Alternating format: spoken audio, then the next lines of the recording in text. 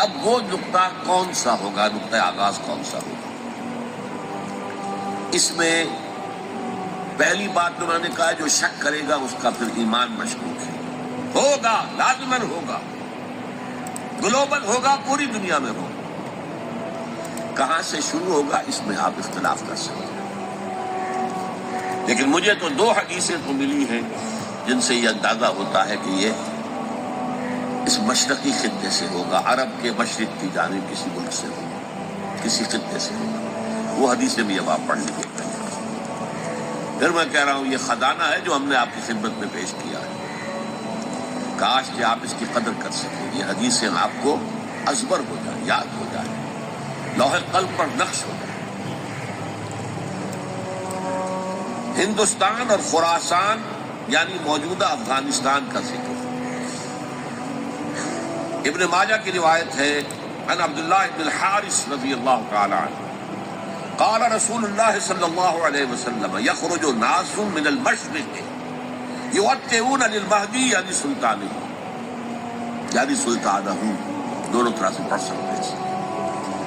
حضرت عبداللہ ابن حارث فرماتے ہیں رضی اللہ تعالی عنہ کہ حضور نے ارشاد فرمایا مشرق کی طرف سے وہ فوجیں نکلیں گی، لوگ آئیں گے جو عرب میں مہدی کی حکومت قائم کریں.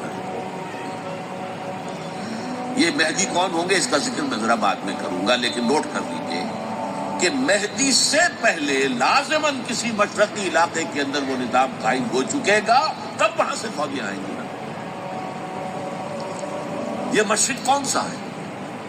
عرب کے مشرق میں آپ چلیے ایران بھی آ جائے گا، افغانستان بھی ہے، پاکستان بھی ہے، اور اگر اسے اور توسیع دیں تو ہندوستان بھی ہے. یہ ہے عرب کا مشرق. اس سے فوجیں جائیں گی. اس کا کیا مطلب ہے کہ اس میں سے کسی جگہ پر نظام خلافت پہلے قائم ہو جائے گا تاکہ وہاں سے فوجیں جائیں گی جو جزیرہ نماء عرب میں حضرت مہدی کی حکومت کو قائم کریں گے. اب دوسری حدیث سنیے. یہ سنن ابن ماجہ کی حدیث تھی جو میں نے آپ کو سنائی، آپ نے پڑھی. دوسری عن ابی ہریرہ رضی اللہ تعالی عنہ، یہ ترمذی شریف کی روایت ہے. قال قال رسول اللہ صلی اللہ علیہ وسلم یخرج من خراسان رایات سود لا يردها شیء حتی تنصب بإیلیا. خراسان کے علاقے سے سیاہ جھنڈے لے کر فوجیں آئیں گی، ان کا رخ کوئی موڑ نہیں سکے گا، ان کو پیچھے پھیر نہیں سکیں گے کوئی بھی، یہاں تک کہ وہ یروشلم میں جا کر جھنڈے نصب کر دیں گے. ایلیا حضور کے زمانے میں یروشلم کو کہتے تھے. یہ یروشلم تھا جب حضرت سلیمان کی حکومت تھی اور یہاں پر معبد سلیمانی، ہیکل سلیمانی قائم ہوا. پھر یہ یروشلم گرا ہے تاریخ میں، یہاں تک کہ سن 70 عیسوی میں جب ٹائٹس رومی جنرل نے اس کو گرایا، ختم کیا، سیکنڈ ٹیمپل گرا دیا اور یہاں سے یہودیوں کو کہا نکل جاؤ، یہاں سے کوئی یہودی باقی نہیں رہا، تب بالکل تہم بالا برباد کر دیا. اس کے کوئی 150 سال بعد ہیڈریان، رومن ایمپرر ہیڈریان، اس نے پھر دوبارہ آباد کیا اسے. 150 سال تک یہ بالکل بنجر اور بالکل غیر آباد پڑا. اب ہیڈریان نے جب آباد کیا تو اس کا نام ایلیا رکھا، اب یروشلم نام نہیں. تو حضور کے زمانے میں پھر اس کا نام ایلیا تھا. اور اب اس سے کیا معلوم ہو رہا ہے کہ یہ یروشلم مسلمانوں کے قبضے سے اس وقت نکلا ہوا ہوگا.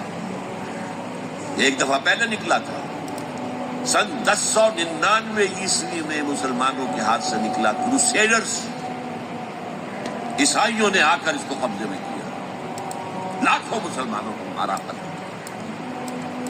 اس کو 1187 عیسوی میں واپس لیا ہے. کس نے لیا ہے؟ صلاح الدین ایوبی. کرد، عرب کھوکھلے ہو چکے تھے، عربوں نے کھویا، واپس نہیں لے سکے. بہت حکومت کر چکے تھے، 400-500 برس کی حکومت کر کے، اور ان کے عیش اور ان کے آرام اب ان میں جان نہیں تھی کہ وہ واپس لے سکے. واپس لینے والا گرم کرد تھا، صلاح الدین ایوبی. تو گویا کہ اب آپ سمجھیے کہ 88 برس تک عیسائیوں کا قبضہ رہا یروشلم۔ اب 1967 میں یہودیوں نے قبضہ کیا ہے، اور اب 38 برس تو ہو گئے، 88 نہیں 38 برس تو ہو گئے، لیکن وہ دور آئے گا کہ اب پھر لیں گے۔ لینے والے عرب بھی نہیں ہوں گے، خراسان کے علاقے سے فوجیں آئیں۔ یہ خراسان کیا تھا؟ ایلیا تو میں نے آپ کو بتا دیا، یروشلم کا نام ہے۔ خراسان اس زمانے میں ایک بہت بڑے ملک کو کہتے تھے، کچھ حصہ پاکستان کا بھی اس میں شامل ہے، کچھ حصہ ایران کا بھی ہے۔ ایران کے اس حصے کو اب بھی خراسان کہتے ہیں، وہ ایک صوبہ ہے۔ خراسان ایک صوبہ ہے ایران کا، چھوٹا سا۔ پاکستان میں خاص طور پر یہ جو علاقہ مالاکنڈ ایجنسی کہلاتی ہے، اس سے اوپر جتنا علاقہ ہے، اور یہ جو واخان کی ایک پٹی آتی ہے اوپر، واخان افغانستان کی ایک پٹی سی دم سی چلی آتی ہے جو جا کر چائنا کی سرحد سے مل جاتی ہے، یہاں سے لے کے یہاں تک یہ جو مالاکنڈ کا وہ درہ ہے اور پہاڑ ہے، یہ بھی خراسان کا حصہ ہے۔ باقی تقریباً 2/3 آف افغانستان، ساؤدرن حصہ نہیں ہے خراسان کا حصہ، یہ سیستان کہلاتا تھا، یہ خراسان نہیں ہے۔ لیکن یہ کہ اوپر کا 2/3 آف افغانستان، اور اس کے ساتھ یہ جو عرب جو اب یہ ترک ممالک آزاد ہوئے ہیں سوویت یونین کی ڈسولوشن کے ساتھ، یہ سارا علاقہ کہلاتا ہے خراسان بزرگ، دی گریٹ خراسان۔ اب نوٹ کر لیجئے، یہ کتابیں اگر آپ پڑھنا چاہیں تو کتاب الملاحم میں پڑھیے۔ بدترین عذاب عربوں پر آیا کھڑا ہے، سروں پر ٹنا ہوا، بدترین ایسی جنگ ہونی ہے الملحمۃ العظمیٰ، جس کو کہ میں بھی آپ کو گواہی پیش کر دوں گا، جسے کہا گیا ہے کہ لاسٹ کروسیڈ۔ بش نے بھی کروسیڈ کا لفظ بول دیا تھا، پھر واپس لیا اس نے۔ نکل جاتی ہے جس کے منہ سے سچی بات مستی میں، فقیہ مصلحت بھی سے اور ہندے بادہ خار اچھا، کروسیڈ کہہ کر پھر واپس لیا۔ یہ کروسیڈ، اس کے اوپر جس قدر نقصان ہونا ہے عربوں کا، گریٹر اسرائیل بنے گا، یہ عراق، شام، اردن، سعودی عرب کا کچھ شمالی علاقہ، ترکی کا جنوبی علاقہ، مصر کا صحرائے سینا، اور اس کے ساتھ ہی جو بہترین اس کا زرخیز ترین علاقہ ڈیلٹا آف نائل، یہ سب یہودیوں کے قبضے میں جائے گا۔ اس کو حدیث میں کہا گیا الملحمۃ العظمیٰ۔ عیسائی 80 علم لے کر ہے مسلمانوں تم پر حملہ آور ہوں گے، اور ہر علم کے نیچے 12,000 فوج، 9.5 لاکھ فوج۔ یہ نیٹو کی تیاری کس کے لیے ہو رہی ہے؟ جب یو ایس ایس آر کا خاتمہ ہوا تو پوچھا گیا تھا نیٹو چیف سے، اب کس لیے؟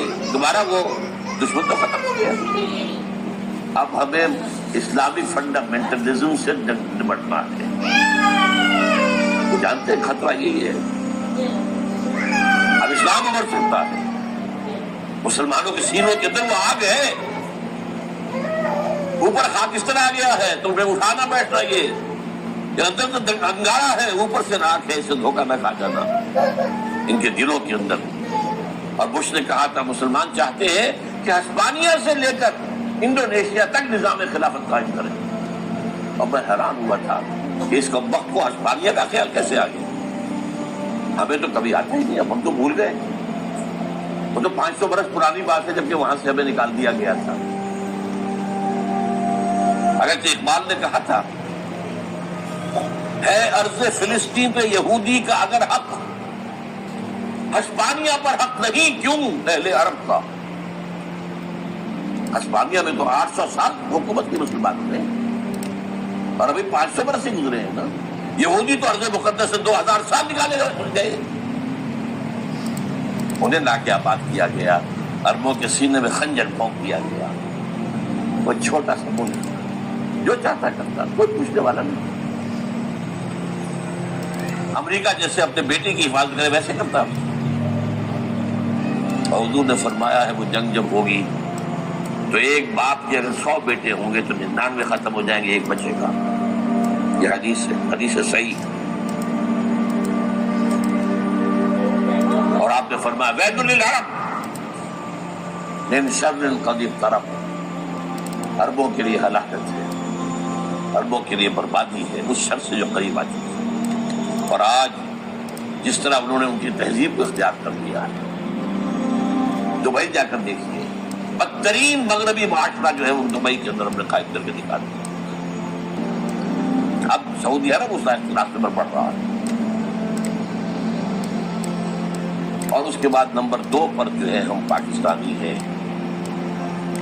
لیکن میں اس کے پہلی بات جو کہہ رہا ہوں وہ تو یقینی ہے، اس میں تو احادیث صحیحہ موجود ہے، اگرچہ اس کے بعد پاسا پلٹے گا، پھر حضرت مہدی کا ظہور ہوگا، حضرت عیسیٰ کا نزول ہوگا، اور وہ گریٹر اسرائیل گریٹر گریو یارڈ بنے گا یہودیوں کا، ایک ایک یہودی قتل ہوگا، دفن ہوگا۔ یہ بات میں ہونا ہے، میں پہلی بات تو فرض کر رہا ہوں۔ وہ پاسا پلٹے گا جب پلٹے گا، ابھی جو سامنے ہے وہ کیا، جس ملحمۃ العظمیٰ کہا حضور نے، جسے آرمگیڈون کہتے ہیں عیسائی۔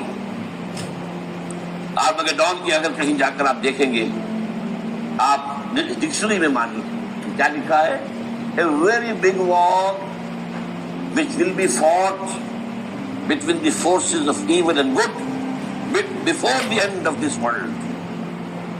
اس دنیا کے خاتمے سے پہلے خیر اور شر کی قوتوں کے درمیان بہت بڑی جنگ ہوگی، ارمجدون اسے کہتے ہیں عربی میں، اور آرمگیڈون اسے کہتے ہیں انگریزی میں، اور یہ بائبل کی آخری کتاب کے اندر ہے، جو اس میں کہ مکاشفات یوحنا، ریولیشنز آف سینٹ جان۔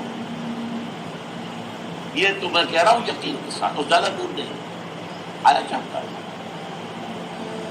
اس لیے کہ یہودیوں کا اور عیسائی جو کنزرویٹوز ہیں، نیو کنزرویٹوز، ان کا 5 نکاتی ایجنڈا ہے متفق علیہ، جس کے تحت یہ جنگ صلیبی شروع کی گئی۔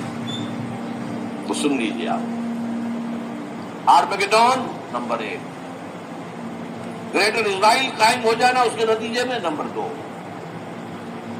مسجد اقصی اور قبۃ الصخرہ کو گرانا نمبر 3، وہاں 3rd ٹیمپل، وہ مسجد جو حضرت سلیمان نے بنائی تھی 1000 قبل مسیح میں، پھر برباد کی تھی نیبوکدنیزر نے، دوبارہ بنائی گئی، پھر دوبارہ ختم ہوئی، 70 عیسوی تک گری پڑی ہے، ان کا خانہ کعبہ گرا ہوا ہے 70 عیسوی سے لے کر آج تک۔ ایک دیوار ہے ویلنگ وال، جہاں جاتے ہیں روتے ہیں پھر سے عبادت کرتے ہیں، وہاں وہ بنے گا 3rd ٹیمپل۔ اور نمبر 4، اس میں لا کر رکھا جائے گا تخت حضرت داؤد کا۔ یہ تخت کہاں ہے اس وقت؟ یہ لندن شریف کے اندر جو ان کی پارلیمنٹ کا جو چرچ ہے، ویسٹ منسٹر ایبے، اس میں رکھا ہوا ایک پتھر تھا جس پر بٹھا کر حضرت داؤد کی تاجپوشی ہوئی، پھر حضرت سلیمان کی ہوئی، پھر وہ پتھر رکھ دیا گیا جب حضرت سلیمان نے بنایا ہیکل مسجد اقصی، وہاں رہا ہوا۔ ہر بادشاہ جو تھا یہودی اسی کے اوپر بٹھا کر اس کی تاجپوشی ہوتی تھی۔ سن 70 میں ٹائٹس نے گرایا اسے ہیکل کو، وہ پتھر لے گیا، وہاں سے روم گیا، روم سے آئرلینڈ گیا، آئرلینڈ سے اسکاٹ لینڈ آیا، اسکاٹ لینڈ سے انگلینڈ آیا، اور اب وہ رکھا ہوا ہے 14ویں صدی عیسوی سے آج تک۔ وہ ویسٹ منسٹر ایبے میں رکھا ہوا، ایک کرسی کی سیٹ میں اسے بنا دیا گیا ہے تخت کی شکل۔ اب انگریزوں میں کوئی ملکہ ہو، کوئی بادشاہ ہو جس کی بھی تاج پیش ہونی ہے، اس میں ہو، یہ لا کر رکھا جائے گا 3rd ٹیمپل، اور اس پر یہودیوں کے خیال کے مطابق ان کا مسیحا آئے گا جو مسیح دجال ہوگا، عیسائیوں کے خیال کے مطابق حضرت عیسیٰ آئیں گے، وہ ہمارا بھی خیال حضرت عیسیٰ آئیں گے علیہ السلام۔ بہرحال یہ تو بات کی بات ہے نا، اس وقت جو میں عرض کر رہا ہوں عربوں پر بہت بڑا عذاب، اور پاکستان کا معاملہ البتہ یہ ہے، میں یقین سے نہیں کہہ سکتا، ہینگنگ ان دی بیلنس، ہو سکتا ہے اللہ تعالیٰ ہم پر رحم فرمائے، ہو سکتا ہے اگرچہ اسی میں شرائط ہو۔ چمن کے مالک اگر بنا لیں موافق اپنا شعار، اب بھی چمن میں آ سکتی ہے پلٹ کر چمن سے روٹھی بہار، اب ہو سکتی ہے۔ اور یہ بھی ہو سکتا ہے کہ اللہ تعالیٰ نے معجزانہ طور پر ہمیں ملک دیا، ہم نے اللہ سے بدعہدی کی، وعدہ خلافی کی، غداری کی، لہذا سزا دی جائے اور ہم سے یہ ملک چھین لیا جائے. It's just possible. دور کا سب انہونی بات کر سکتے جو گھیراؤ ہو رہا ہے آپ کے مغرب میں نیٹو فورسز اور مشرق میں بھارتی فورسز گدھوں کی طرح بیٹھے ہوئے انتظار کر رہے ہیں. پاکستان اور ڈسٹیبلائز ہو جائے, یہاں اور بدامنی ہو جائے. اب لاہور میں پھر آج دھماکے ہو گئے ہیں. 2 دن پہلے کا دھماکہ میں سہ کے آیا ہوں آپ کے سامنے کر رہا ہوں. وہ جانے بچی ہے جو ہماری اکیڈمی کا حشر ہوا میں آپ کو نہیں بتا سکتا. یہ سارا کیوں ہو رہا ہے؟ تاکہ یہاں بدامنی ہو جائے اور ہمیں جواب مل جائے. مغرب سے نیٹو فورسز داخل ہو جائیں, مشرق سے بھارتی فورسز آ جائیں اور ہمارے ایٹمی ٹانک توڑ کر اور پھر ہمیں بھارت کے سامنے ڈال دیا جائے. نو ڈو ایز یو لائک. یہ ان کا نقشہ ہے. ہوگا کیا وہ اللہ جانتا ہے. ہوگا وہ جو اللہ چاہے. لیکن اللہ کا چاہنا جو ہے وہ کس پر منحصر ہے؟ یہاں انقلاب برپا کرو, یہاں اسلام لاؤ. اگر دھندوں میں لگے رہو گے تو وہ خود بخود نہیں آ جائے گا انقلاب. صحابہ نے جانیں دی تھی, کتنی تکلیفیں اٹھائی تھی. 12 برس تک مکی دور کے اندر با نشہ درویشی در ساز و دمادم زن جو پختہ شبی خدرا پر سلطنت جم سن. یوم طائف یاد ہے جو حضرت عائشہ فرماتی ہے کہ میں نے پوچھا تھا حضور سے کہ یوم احد سے زیادہ سختی بھی آپ پر کبھی آئی؟ یوم احد پر کیا ہوا تھا؟ تلوار کا وار پڑا تھا آپ کے چہرے مبارک. یہ جو رخسار کی ہڈی ہے اس کے اندر وار گیا ہے. اوپر خود کی 2 کڑیاں تھیں وہ اس میں گھس گئی. 2 دندان مبارک شہید ہوئے. وہ خود کی کڑیاں ایک صحابی نے اپنے دانتوں سے پکڑ کے کھینچنے کی کوشش کی, دانت نکل گئے, وہ نہیں نکلے. کیا جتن کر کے نکالی گئی ہوگی تو خون کا فوارہ, اتنا خون گیا ہے کہ آپ بےہوش ہو گئے, گر گئے اور مشہور یہ ہو گیا کہ آپ کا انتقال ہو گیا, شہادت ہو گئی. یہ سیرت کبھی پڑھی گئی. حضرت عائشہ کے ہوش کا تو یہی دور تھا. یوم طائف میں جو ہم کیا کی بچی تھی, مجھے کیا پتا کیا ہو رہا ہے اس کے ساتھ. 3 دن تک حضور مکے کی گلیاں اور وہاں کے اوباش لوگ پتھراؤ کر گئے تھے اس امید میں کہ شاید وہاں کا کوئی سردار ایمان لے آئے. تو یہاں تو ابو طالب بھی فوت ہو گئے. یہی دنیاوی سہارا تھا, خاندانی سہارا تھا ابو طالب کے ذریعے. اور گھر میں ایک دلجوئی کرنے والی رفیقہ حیات تھے, وہ بھی ان کا بھی انتقال ہو گیا. آپ نے کہا یہ عام الحزن ہے. اب تو سب کو طے ہو گیا قریش کو کہ آپ جیسے قتل کر دو. اسی لیے آپ گئے طائف, شاید وہاں کا کوئی بڑا سردار مانے, ایمان لے آئے مجھ پر, تو میں اپنا مرکز ادھر شفٹ کر دوں. تینوں سے ملے ہیں, تینوں نے وہ جواب دیے نکل جاؤ یہاں سے, میں تمہارے ساتھ بات بھی کرنے کو تیار نہیں. اچھا تمہارے سوا کوئی نہیں ملا تھا اللہ کو نبی بنا کر بھیجنے کے لیے؟ دیکھو جاؤ, میں بات نہیں کرنا چاہتا, ہو سکتا ہے میں بے عزتی کر بیٹھوں, واقعی تم اللہ کے نبی ہو تو میں مارا جاؤں گا. جاؤ جاؤ جاؤ. یہ سلوک محبت کے ساتھ ہوا. اور پھر چھوکروں کو, اسٹریٹ ارچنز جنہیں آپ کہتے ہیں, اشارہ کیا تھا خبر لو پتھراؤ ہو رہا ہے. ساتھ تو ہے ہی نہیں, ایک آدمی صرف زید ابن حارثہ.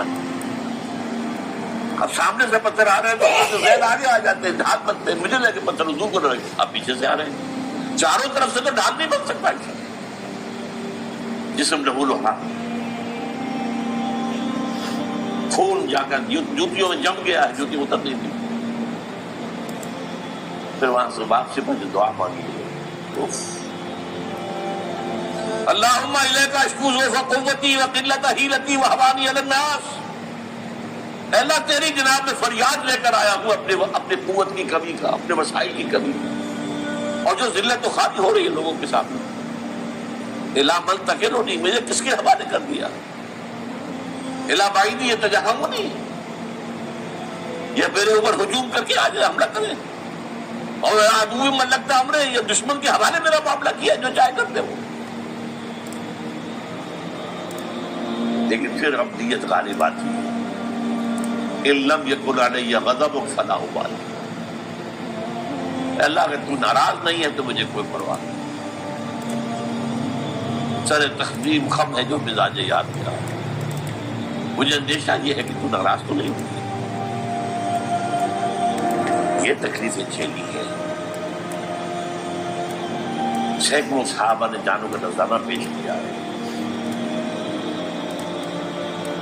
احزاب کی جنگ میں فاقوں پر فاقے ہو رہے تھے، اور ان فاقوں کی حالت میں خندق کھودنے کا حکم ملا ہے، لوگوں کی قبریں دوہری ہو رہی ہیں، پتھر باندھے ہیں اپنے پیٹوں سے اپنے چادروں کے ساتھ کس کر قبر دوہری نہ ہو جائے،